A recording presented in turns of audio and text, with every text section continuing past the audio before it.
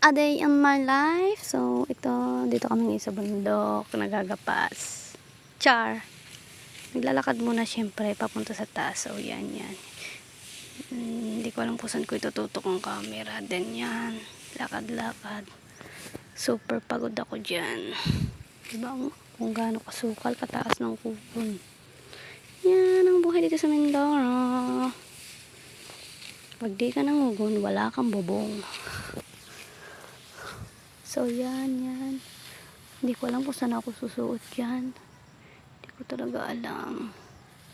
Pero lakad-lakad, kahit hingal na. Uy, nadapa talaga ako dyan. Ayan, di ba? Ang ganda ng view. Dito lang yan sa amin, sa Mindoro, Occidental Mindoro. So, yan. Kung gusto nyong magkita ng magandang tanawin, akit lang kayo sa bundok, then mangugo na rin kayo. Para syempre, may pangbubong kayo. Char. So, yan. Lakad na ulit. Hangus.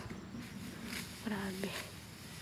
So, yan. Inayos ko ng camera din yan. Tapos forward na. Nagkapas-kapas na kami dyan.